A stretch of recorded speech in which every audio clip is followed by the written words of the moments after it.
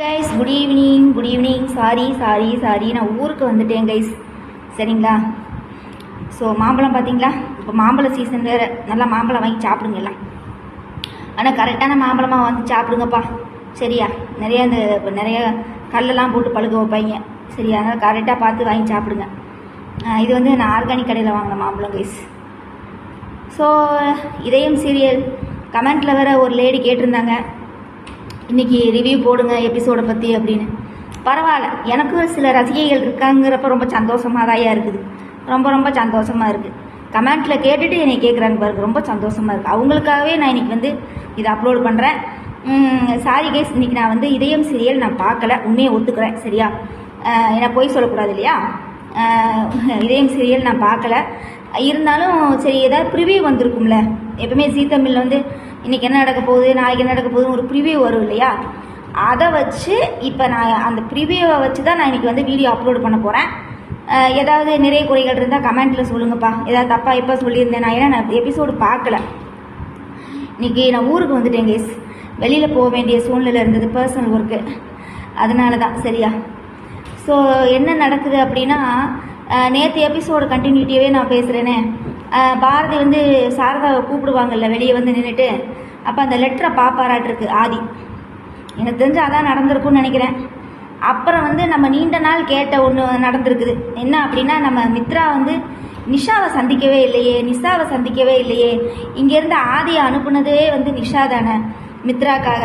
இவ ஏன் இங்கே இந்தியா வந்துட்டு இன்னும் மித்ராவை பார்க்காம இருக்காளே, இது அது யார், நிஷாவை பார்க்காம இருக்காளே அப்படின்னு சொல்லி நம்ம பேசிகிட்டு இருந்தோம் இல்லையா? இன்றைக்கி நிஷாவை பார்த்தாச்சு. பல உண்மைகள் வந்து நம்மளுக்கு தெரிய வருது. என்ன அப்படின்னா, ஆதியை வந்து இந்த மாதிரி நினைவலைகளை அழிக்கலான்னு சொல்லி சொன்னதே இவதானாமா. எப்படின்னு பாருங்க, போட்டா பாருங்க ஒரு ஓடு. என்ன ஒரு வில்லத்தனம், என்ன ஒரு குசும்புத்தனம். அப்போ இவ ஆதியை வந்து கல்யாணம், அதாவது அந்த ஏர்போர்ட்டில் பார்த்ததுலேருந்தே ஃபாலோ பண்ணிகிட்டு இருப்பாளாட்டிருக்குது. சரியா? என்ன சொல்கிறான்னா, நிஷா கிட்ட வந்து பார்த்துட்டு நிஷாவே ஷாக்காகிறாப்புல. அவள் என்ன சொல்கிறான்னா, இந்த மாதிரி ஆதிக்கு வந்து இந்த மாதிரி ஒரு ஆப்ரேஷன் இருக்குதுன்னு சொன்னதே நான் தான் அப்படிங்கிறா. அப்புறம் வந்து அந்த ஆப்ரேஷன் பண்ண டாக்டரும் மித்ரா தானாமா. ஆடம் கொக்கமாக்கா, மித்ரா, நான் தான் சொன்னேன்ல கைஸ், இவ சரியான வில்லி கேரக்டருங்க. சரியா? பாரதி கண்ணம்மா சீரியலையே கலக்குனவங்க இந்த மேடம், மித்ரா மேடம். சரியா? இப்போ நம்ம இதயம் சீரியல் சீசன் 2 வந்து கலக்க வந்திருக்காங்க மேடம். கலக்குன்னு கலக்கிட்டு இருக்கிறாங்க. இனி எனக்கு தெரிஞ்சு, நான் தான் சொல்லலையா கைஸ், ஆதி அவங்க அம்மா செத்ததுக்கே இவ தான் காரணமாக இருப்பான்னு நான் நினைக்கிறேன். நீங்கள் என்ன நினைக்கிறீங்கன்னு கமெண்ட்டில் சொல்லுங்கப்பா. சரியா? இவ ஒவ்வொன்றையும் சொல்ல நிஷாவுக்கே ஷாக் ஆகுது. அப்போ ஏன் நீ இதெல்லாம் நான் உங்ககிட்ட பேசும்போது இதெல்லாம் நீ சொல்லவே இல்லை அப்படிங்கிறாப்புல கேட்குறாப்புல. என்ன ஒரு வில்லத்தனம் பார்த்தீங்களா? ஐயோடா சாமி, நான் தான் சொல்லலையா, இவ சரியான வில்லிங்க. வில்லனுக்கெல்லாம் வில்லி சஃபா இந்த லேடி. சரியா? ஏன்னா நான் பாரதி கண்ணம்மா சீரியல் நான் பார்த்துருக்கேன். அப்பா சாமி, அந்த பாரதியை கல்யாணம் பண்ணுறதுக்கு இவ பண்ணுற என்னென்ன அட்டுழியத்தனம் பண்ணுவா தெரியுமா? அந்த மாதிரி இப்போ இதயம் சீரியலில் பண்ணிகிட்டு இருக்காப்புல. எப்படின்னு பாருங்க, ஆப்ரேஷன் பண்ண வச்சதே இவ தானாமா. ஐயோடா சாமி, எனக்கு தெரிஞ்சு அப்போ ஆதி அவங்க அம்மா செத்ததுக்கு இவ தான் காரணமாக இருப்பான்னு நினைக்கிறேன் நான். அப்புறம் இந்த பாரதி சேலையில் வந்து தீ பிடிக்கும் தெரியுமா? ஆஃபீஸில் மித்ரா வந்து சேலையை பிடிச்சி நெருப்பில் வைப்பா இல்லையா? அப்போ பாரதி வந்து ஒரு பயப்படுவாங்க தெரியுமா? பார்த்துருக்கீங்களா? அந்த சீனை பார்த்துருந்தீங்கன்னா தெரியும். உடனே வந்து ஆதி கேட்பாப்புல, இது என்ன, எதுக்காக நீங்கள் பயப்படுறீங்க அப்படின்னு கேட்டோடனே, அப்போ ஒரு இன்சிடென்ட் சொல்லுவாங்க இல்லையா, ஒரு மண்டபத்தில் வந்து இந்த மாதிரி தான் ஆச்சு, ஃபயர் ஆக்சிடெண்ட். அது என்ன ஃபங்க்ஷன் அப்படின்னா, நம்ம பாரதிக்கு வந்து ஆதி வயிற்றில் இருக்கையில் வளகாப்பு வச்சுருக்காங்க. சரியா? அப்போ இருந்தே ஜனனியை மாற்றிட்டாங்களாட்டு இருக்குது. அவள் வந்து காரில் அழுதுகிட்டே வர்றாப்புல இல்லை, அதோட ஜனனி சாப்டர் க்ளோஸு. அதுக்கப்புறம் நம்ம இந்த பல்லவி மேடம் தான் நடிச்சிருப்பாங்களாட்டு இருக்குது. சரியா? இது வளைகாப்பு ஃபங்க்ஷன் வைக்கிறாங்க, சாரதா பாட்டி எல்லாம் இருந்திருப்பாங்களாட்டு இருக்குது. ஆனால் அந்த வளைகாப்பு ஃபங்க்ஷனில் பாம்பு வைக்க சொல்கிறதே வந்து பார்த்தீங்கன்னா, சிலிண்டர் வெடிக்கிற மாதிரி பண்ணுறதே வந்து நம்ம மித்ராக்கா தான். புரியுதுங்களா? மித்ராக்கா தான் அந்த வேலைத்தனத்தையே பண்ணியிருக்காங்க. ஆக மொத்தம் இவங்க வாழ்க்கையில் நடந்த பிரச்சனைக்கு எல்லாமே மித்ரா தான். சரியா? கண்ணூருட்டி மாமன்னர் தர்மலிங்கம் லிங்கத்தையே மிஞ்சிட்டாப்பா நம்ம மித்ராக்கா. நான் தான் சொல்லலையா ஆரம்பத்தில் என்னையெல்லாம் கழுவி ஊற்றுனீங்க. பாரதி சமாளிச்சிருவா, ஆதி சமாளிச்சிருவா அப்படின்னீங்க. இனிமேல் தான் மித்ராவோட ஒரு ஆட்டத்தை தான் நீங்கள் பார்த்துருக்கீங்க. இனி நிறைய ஆட்டத்தை இனிமேல் தான் நம்ம பார்க்கவே போகிறோம். இனிமேல் தான் நாடகமே இருக்குது. இப்போ போடுறதுலாம் நாடகமே கிடையாது. புரியுதுங்களா? அப்புறம் நிறைய பேர் கமெண்ட்டில் பேச சொல்லியிருக்காங்க. இந்த ஜீ தமிழ் ப்ரிவியூ வரையில் கீழே கமெண்ட்டில் சொல்லுவாங்கள்ல, அதில் ஒருத்தர் சொல்லியிருக்காங்க ஜனனி வந்தால் தான் இந்த கதை வந்து முழுமை பெறுங்கிறாங்க. அது வேணால் உண்மை கைஸ். இந்த பல்லவி மேடம் நடிக்கிறதுக்கு அந்த பழைய ஜனனி வந்தாங்கன்னா சீசன் 2 இதயம் சீரியல் வந்து நல்லா போகும்னு வச்சுக்கோங்களேன். இப்போ வந்து ரேட்டிங்கில் வந்து அது கம்மியாக தான் இருக்க மாட்டேருக்குது. ஆக மொத்தத்தில் நம்ம மித்ரா அக்கா தான் எல்லாத்துக்கும் காரணம்ப்பா. ஆதியை வந்து அந்த ஏர்போர்ட்லேருந்தே அவள் ஃபாலோ பண்ணிட்டு வந்திருக்காப்பா. அப்போ இது நாள் வரைக்கும் இங்கே நடந்த பிரச்சனைக்கு எல்லாமே மித்ரா அக்கா தான் காரணம். ஓகே, அதுக்கப்புறம் இன்னொன்று என்ன அப்படின்னா ரிவ்யூ பண்ணிடணும் இல்லையா? ரிவ்யூ இந்த நாடகத்தை பொறுத்தளவு என்ன பண்ணுறது, அந்த வளைகாப்பு ஃபங்க்ஷனில் பாம்பு வச்சது இவ தான் சரியா? நிஷா வந்து நின்று இப்போ பாருங்கள் சம்பவம் நடக்க போகுதுன்னு 2 பேர் ஏதோ பேசிகிட்டு இருக்கிறாங்க. அப்போ ஒருத்தர் சிலிண்டரை கொண்டுட்டு உள்ளே போகிறான் சரியா? அப்போ கூட ஒரு வெடி சத்த மாதிரி ஒன்று கேட்க மாட்டிருக்குது. அதுக்கப்புறம் வந்து பார்த்திங்கன்னா எப்போ பார்த்தாலும் ஏண்டி அடுத்தவன் பொண்டாட்டியோட புருஷனுக்கே ஆசைப்படுறீங்க எல்லாம்? எப்போ பார்த்தாலும் இதே தான் கொடுமையாக இருக்குது. அவளே கல்யாணம் பண்ணிட்டு செவனேன்னு வாழ்ந்துக்கிட்டு இருந்தா. யார்? பாரதியும் ஆதியும் வாழ்ந்துக்கிட்டு இருந்தாங்க.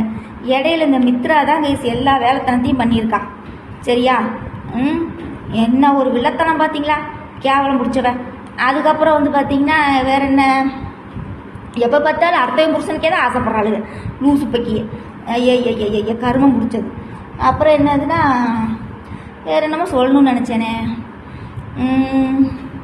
அவ்வளோதான். வேறு என்ன, நான் ப்ரிவியூ வச்சு தான் நான் பேசியிருக்கேன். இன்றைக்கி எபிசோடில் என்ன நடந்துங்கிறது எனக்கு முழுசாக தெரியாது. எதில் முடித்தாங்க அப்படிங்கிறதும் தெரியாது சரியா? இன்னைக்கு திங்கக்கிழமை தான் நான் எபிசோடு பார்த்துட்டு தான் நான் பேச முடியும் கைஸ். ஓகேவா? நான் ஊருக்கு வந்தனால என்னால் டிவி பார்க்க முடியல. அதனால் நான் ப்ரிவியூ வச்சு தான் நான் போட்டிருக்கேன். ஏதாவது நிறை குறைகள் இருந்தால் கமெண்ட்டில் சொல்லுங்கப்பா சரியா? வேறு என்ன, கமெண்ட்ஸில் வந்து எனக்கு வீடியோ ரிவ்யூ பண்ணி போடுங்க அப்படின்னு கேட்டிங்க பார்த்தீங்களா? எனக்கு ரொம்ப ரொம்ப சந்தோஷமாக இருக்குது. பரவாயில்ல, எனக்கும் சில ரசிகைகள் இருக்காங்க, நினைக்கவே ரொம்ப சந்தோஷமாக இருக்குது. ஆனால் ஏன் மற்ற சீரியலுக்கு இதே ரசிகைகள் கிடைக்க மாட்டேங்கிறாங்கன்னு தெரியல. வீரா சீரியல், கார்த்திகை தீபம்லாம் பார்த்தீங்கன்னா ரொம்ப கிளிக்கலாம் மாட்ட தான் இருக்குது. ஆனால் யாரும் பார்க்க மாட்டேங்கிறீங்களே, லைக்ஸும் போட மாட்டேங்கிறீங்க, கமெண்ட்டும் போட மாட்டேங்கிறீங்க. அப்புறம் நான் என்ன வெங்காயத்துக்கு நான் ரிவ்யூ போடணும் சொல்லுங்கள்? இதயம் சீரியல் மட்டும்தான் நம்ம சேனலில் பார்க்குறீங்க, லைக்ஸ் வருது. அதுவே ஃபோட்டோவை வச்சு போடும்போது கூட நிறையா லைக்ஸ் வந்துச்சு. இப்போ 3 லைக்ஸ்க்கு மேலே தாண்ட மாட்டேங்குது சரியா? அப்புறம் வீரா சீரியல் சுத்தம் ஜோறு போடும். அது நாடகம் யாருமே நீங்கள் பார்க்க மாட்டீங்கன்னு எனக்கு தெரியும். ஏன்னா அந்த நாடகம் வந்து டோட்டலாக 0 ஆகி போச்சு. நாடகத்தையும் ரொம்ப சொதப்பிட்டாங்க நாடகத்தை. அவ்வளோதான். கார்த்திகை தீபம் ரேவதி ரொம்ப ஓவர் ஆக்டிங் சரியா? கார்த்தியை வச்சு செய்கிறாப்புல ரொம்ப திமிர் பிடிச்சவளாக இருக்கா. சீக்கிரம் ரேவதியை மாற்றிட்டு வேறு யாராவது ஜோடியை தூக்கி போடுங்கப்பா. அந்த ரேவதியை பார்த்தாலே எரிச்சலாக வருது, கர்மமாக இருக்குது. அதாவது ஒரு லிமிட்டுக்கு மேலே ஒருத்தனை ரொம்ப தாழ்வாக நடிக்க வச்சிங்கன்னு வச்சுக்கோங்களேன், நாடகத்தை விட்டுட்டு போயிடுவாங்க. எனக்கு தெரிஞ்சு கார்த்திக்லாம் அடுத்தெல்லாம் ஜீ தமிழ் நடிக்கிறதுல சிரமந்தான், நான் அடித்து சொல்லுவேன். அவனை ரொம்ப கேவலப்படுத்துகிறாங்க இந்த நாடகத்தில். கார்த்திக்லாம் ஒரு மாசான ஹீரோ, ஒரு போலீஸ் கெட்டப்போ இல்லை ஒரு பிஸ்னஸ் கோட் சூட் போட்டு வந்து ஒரு பிஸ்னஸ் பண்ணுற மாதிரி இருக்கட்டும், அந்த மாதிரி ஒரு கேரக்டர் கொடுத்தா தெரியாது. சும்மா ஒரு கருப்பு கலர் வேட்டியும் கருப்பு கலர் சட்டையும் போட்டுக்கிட்டு சாமியாராட்டம் அவனை எங்கே படுக்காத அங்கே படுக்காத ரொம்ப கேவலப்படுத்துகிறாங்க நாடகத்தில். அது இந்த ரேவதி ஐயோ பொம்மை. நான் தான் ஆல்ரெடி சொன்னேன்ல, ரேவதி வந்து ஒரு பொம்மையை கொண்டு வந்து நடிக்க வச்சுருக்காங்க. ஒரு ரியாக்ஷனும் இல்லை, ஒரு மூஞ்சியில் ஒரு ரியாக்ஷனும் இல்லை, ஒரு மண்ணாங்கட்டியும் இல்லை. எப்போ பார்த்தாலும் பொம்மையாட்ட சேலையை கட்டிட்டு நிற்க வேண்டியது சரியா? தீபா நடித்த நடிப்பு கூட 1% கூட அந்த பொண்ணு நடிக்கவே இல்லை. கார்த்திகை தீபாவில் சுத்த வேஸ்ட்டு கைஸ், நல்லாவே இல்லை, சுத்தமாக நல்லாவே இல்லை. அப்புறம் வீர சீரியல் டோட்டலி 0, மனசெல்லாம் அதை விட. அப்புறம் மாறி அதை விட என்னை கெடுத்துட்டா வந்து நிற்கிறா பாருங்க, அதுக்கு ஒரு கூறுகட்ட குப்பாயி. ஐயோ சாமி, எப்படி கல்யாணத்தை நிறுத்துன்னு தெரியாமல் சூர்யா வந்து என்னை கெடுத்துட்டாப்புல. ஐயையோ, பெண்களை முன்னேற்றி காட்டுறது நீங்கள் தாண்டா, அதே பெண்களை தாழ்வுபடுத்தி காட்டுறது நீங்கள் தாண்டா. தாழ்வுபடுத்தி கேவலப்படுத்தி காட்டுறீங்க. ஒரு பப்ளிக் ஊட்டியாக வந்து இப்படி வந்து சொன்னால் என்ன ஒரு கேவலமாக இருக்குது. வீரா சீரியல் அதை விட. விஜய் ஐயோ அப்பா என்னையை கெடுத்துட்டாரு, என் வாழ்க்கையே போச்சு. கருமம் பிடிச்சிங்களா? செய் நாடகங்கள்லாம் பற்றி பேசுகிறக்கே அருவருப்பாக இருக்குது. சரி ஓகே கைஸ், அவ்வளோதான். நம்ம திங்கக்கிழமை நீதியரசல் எபிசோடு பார்த்துட்டு நம்ம ரிவ்யூ பண்ணிடலாம், சரியா? எனக்கு ரொம்ப சந்தோஷமாக இருக்குது. நான் பேசுகிற மாதிரியே வந்து நாடகம் எடுக்கிற மாதிரி இருக்குது.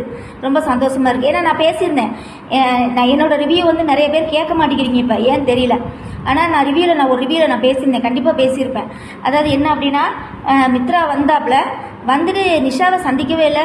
நிஷா தான் இங்கேருந்து ஆதியை வந்து பாஸ்போர்ட் எடுத்து அதை எடுத்து இங்கேருந்து அனுப்புனாப்புல. ஆனால் நிஷாவெல்லாம் இவ வந்து பார்க்கவே இல்லையே அப்படின்னு நான் கேட்டுக்கிட்டு இருந்தேன் இல்லையா?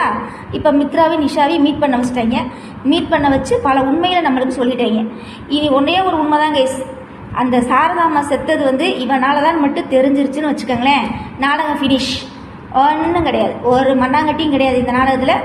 எல்லாத்தையும் டிவி இழுத்து போட்டு மூடிட்டு நம்மளும் போய் சாப்பிட்டு படுத்து தூங்கலாம், அவ்வளோதான். வேறு ஒரு கதையும் இல்லை.